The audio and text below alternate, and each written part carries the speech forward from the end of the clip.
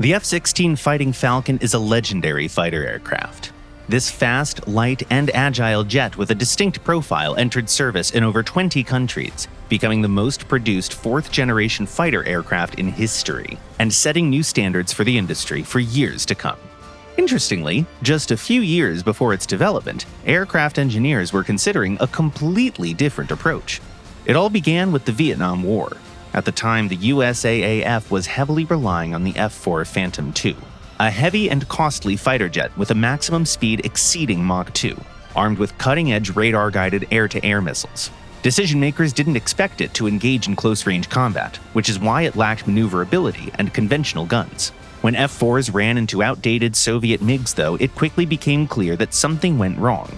Enemy jets clung to the tree line to make themselves semi-invisible to radar-controlled missiles, and then dropped on Phantoms, forcing them into close-quarters combat where they were powerless against enemy guns. As a result, Phantoms had to be promptly rearmed with Vulcans, and engineers were forced to rethink their approach.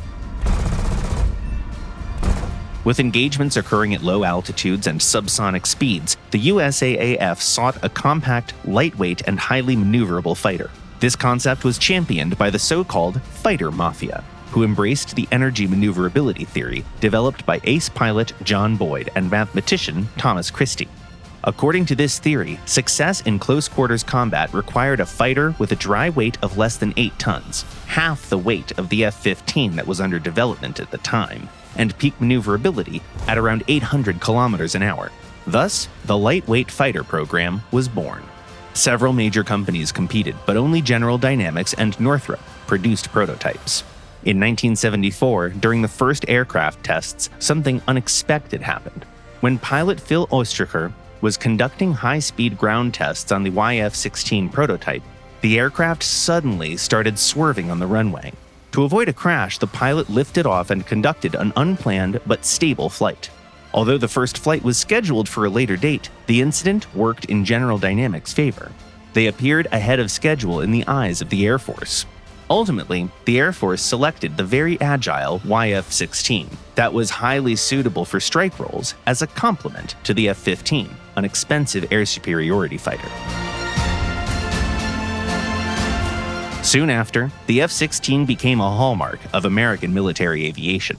The U.S. used the aircraft during the United States invasion of Panama, Operation Desert Storm in the Persian Gulf, in Iraq, as well as various NATO joint operations, and not always in the fighter capacity. General Dynamics struck gold when they decided to give the little fighter the ability to strike ground targets. Even when the opposing side lacked an air force, the Fighting Falcon remained effective, thanks to its wide arsenal of guided weapons, including laser-guided paveway bombs, glide bombs, and air-to-surface missiles. The F-16's excellent balance between flight performance, combat capabilities, and cost made it highly popular on the international arms market. Over 20 countries, including Belgium, Italy, Iraq, and Israel, have purchased the aircraft at various times. Additionally, the F-16 has undergone numerous upgrades, including fitting it with more powerful engines, radars, and weapon systems, such as Lightning and Lantern targeting pods, AIM-120 medium-range air-to-air missiles, and, in the case of Israeli models, locally developed Derby missiles. The F-16 still holds the title of the most produced fourth-gen fighter aircraft. It's also among the best and the most famous. The fighter is well represented in War Thunder.